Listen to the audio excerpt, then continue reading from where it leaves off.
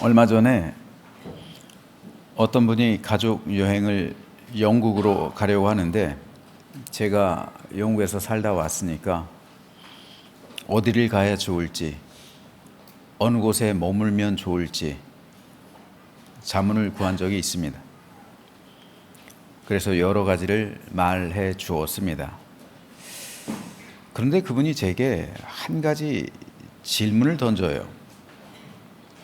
목사님이 만일 가족과 함께 온 가족이 다 다시 영국에 들어가게 된다면, 여행으로 가게 된다면 딱 한 군데 정한다면 어디로 가겠습니까? 내가 그곳으로 가겠다는 거죠. 딱 한 군데만 간다면 추천할 장소가 어디입니까? 어딜까요, 여러분? 어딜 제가 추천할까요? 그 말이 제 마음에 많이 남았어요. 어디를 추천하지?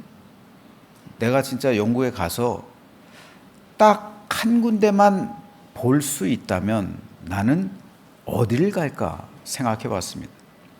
제가 영국에서 30대는 있었으니까 거진 10년 가까이 있었습니다. 그랬을 때 수많은 장소들이 약 10년 되는 세월 동안 제가 가봤죠. 또 많은 것을 경험했죠. 그랬을 때 제가 단 한 군데만 간다면 제가 내린 결론은 우리 가정이 살던 집입니다. 우리 가족이 살던 집. 우리 아이들이 태어난 그 집. 그리고 우리 아이들이 자라났던 그 집. 그리고 우리가 어렵지만 함께 도란도란 사랑을 키워왔던 그 집. 전 영국에 가면은 거기를 갈 것 같아요. 딱 한 군데만 간다고 하면. 사람에게 있어서 고향이란 그런 장소예요.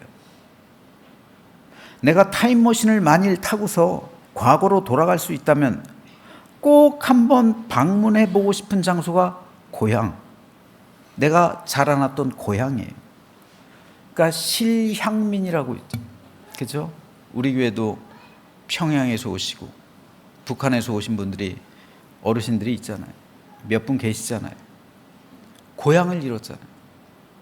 가보고 싶어도 갈 수가 없잖아요. 고향은 부모님에 대한 향수가 있는 곳이에요. 어린 시절에 대한 추억이 있고요. 이웃과 친구에 대한 정이 있는 장소입니다. 오죽하면 수구초심이란 말이 있을까요? 사자성어로요. 여우도 죽을 때가 되면 자기가 살던 굴이 있는 쪽으로 머리를 둔다는 곳이잖아요. 이런 사자성어잖아요. 예수님께서도 여우를 인용해서 제자들에게 이런 말씀을 하신 적이 있어요. 예수께서 이르시되 여우도 굴이 있고 공중의 새도 집이 있으되 인자는 머리 둘 곳이 없도다. 왜 예수님은 여우도 굴이 있다, 그리고 공중의 새도 집이 있다 하지만 나는 머리 둘 곳이 없다 라고 말씀하셨을까요? 그 이유는 예수님께서 돌아가실 고향은 이 세상이 아니기 때문입니다. 세상에서는 여우도 굴이 있고 공중의 새도 집이 있습니다. 그들의 고향은 이 세상이기 때문입니다. 하지만 예수님께서 돌아가실 곳은 이 세상이 아닙니다. 주님의 고향은 하늘 아버지의 집이고 하늘 나라가 예수님께서 영원히 사실 곳입니다. 제 모친이 쓰러지기 2달 전에 여름 휴가를 강원도 평창으로 갔어요. 그때는 그것이 제 어머니와 함께하는 마지막 시간이라는 것을 몰랐어요. 그때 어머니께서 펜션에서 저희를 앉혀놓고 이상스러운 행동을 하셨어요. 제 아내에게 어머니 손에서 금가락지 $1 반지를 빼서 끼워줘요. 내가 죽어서 주면 기분 나쁘니까 살아있을 때 줄게. 그리고 저도 사실 반지를 안 끼고 다녀요. 그런데 어머니께서 최 목사도 가락지 하나 없는 게 마음에 걸린다 하면서 2돈짜리를, 2돈인지 석돈인지 하나 해 오셨어요. 그러면서 절대로 이거 헌금하지 마. 하도 드리는 거 좋아하니까 절대로 이거는 헌금하지 마. 이건 엄마가 마지막으로 남겨주는 거야. 그러니까 끝까지 간직해 하면서 주셨어요. 그러면서 하시는 말씀이 며칠 전에 꿈을 꿨는데 천국에 내 집을 짓고 있더라는 거예요. 아무래도 하나님이 날 데려가실 모양이야. 그때 우리 어머니 연세가 70밖에 안 됐어요. 아주 젊었어요. 그러니까 그때는 별스럽지 않게 생각한 거예요. 별스럽지 않게. 이제 연세도 젊으시고, 그러니까 먼 훗날의 얘기겠지 하고서 이렇게 속으로 그렇게 생각을 했어요. 그런데 지나고 보니까 이게 다 예언적인 행동과 말이었어요. 그로부터 1년 후에 어머니가 돌아가셨잖아요. 그로부터 2달 후에 쓰러지시고 1년 만에 돌아가셨어요. 어머니께서 돌아가셨을 때 가장 먼저 든 생각이, 하나님께서 우리 어머니를 위해 예배하신 집 완성하셨구나. 어머니께서 돌아가셨을 때 가장 먼저 그 생각이 들었어요. 왜요? 휴가 갔을 때 그 얘기를 하셨으니까요. 하나님께서 나를 위해 집을 짓고 계시다. 이런 말씀을 하셨으니까 완성하셨구나. 이 생각이 든 거예요. 오늘 본문에서 예수님은 우리가 돌아가야 할 고향은 이 세상이 아니라 하나님 나라, 즉 천국이라고 말씀하시는 거예요. 그래서 세상에선 주님도 머리 둘 곳이 없다 말씀하신 거예요. 우리 어머니도 어떻게 보면 머리 둘 곳이 없이 사셨던 것 같아요. 평생을 혼자 사셨고, 또 저도 우리 교회 담임이 돼서 이제 좀 봉양할 수 있을까 했을 때쯤 하나님께서 너 사명 다 했으니까 이제 와라. 그리고 천국으로 인도하신 거예요. 세상에선 머리 둘 곳 없이 사셨는데, 그런데 우리가 돌아가야 할 고향은 세상이 아니라 천국이기 때문에 하나님께서는 천국으로 불러주시는 거예요. 예수님 역시 그렇기 때문에 세상에선 머리 둘 곳이 없다 말씀하신 겁니다. 많은 사람이 이 세상의 복을 찾아 헤맵니다. 하지만 진정으로 복된 사람이 누굴까요? 죽음의 그 순간에 이르렀을 때 돌아갈 고향이 있는 사람이 진정으로 복된 사람임을 믿으시길 바랍니다. 세상에서 아무리 많은 것 가지고 아무리 많은 것을 누린다 할지라도, 아무리 많은 재산을 쌓아둔다 할지라도 죽는 그 순간 돌아가야 할 고향이 없는 사람은 어떻게 되겠습니까? 이 사람이 바로 거지 나사로와 부자의 비유에 나오는 그 부자 아니에요. 부자는 세상에서 향락과 즐거움과 행복 가운데 살았어요. 모든 것을 누리는 삶을 살았습니다. 하지만 죽고 나서 보니까 그가 누렸던 행복은 진짜 행복이 아니었던 거예요. 그가 누린 즐거움은 진정한 즐거움이 아니었습니다. 그가 누렸던 평안과 기쁨은 진짜 평안과 기쁨이 아니었어요. 지옥불에서 고통받으면서 세상을 돌이켜볼 때 그가 누렸던 부와 권세, 그런 향락 때문에 오히려 하나님 나라를 발견하지 못했기 때문에 그것은 오히려 저주가 되었던 거예요. 재앙이 되었던 거예요. 하나님을 아는데 방해가 됐던 겁니다. 죽는 그 순간 이 모든 행복과 세상에서의 즐거움, 평안, 기쁨이 사라져버리고 괴로움과 슬픔, 눈물, 원망, 불평이 죽음 이후에 되고 영원한 형벌의 삶을 살아간다면 그 인생이 어찌 성공적이라 할 수가 있겠습니까? 그러므로 진정한 행복과 안식과 평강은 오직 우리가 돌아가야 할 본향인 천국을 소유한 사람에게 임하는 겁니다. 오늘 주님께서 이 땅에 오신 성탄절입니다. 왜 예수님께서 이 땅에 오셨을까요? 바로 우리를, 저와 여러분을 고향으로 인도하시기 위해서입니다. 이 세상에서 살아가는 사람들 모두 다 고향을 잃은 사람들이에요. 우리 영혼의 고향을 잃었단 말입니다.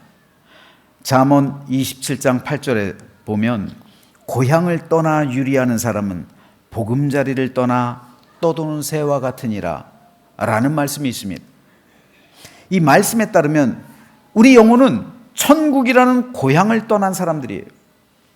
왜 세상에서의 삶이 이렇게 각박하고 힘에게 없습니까?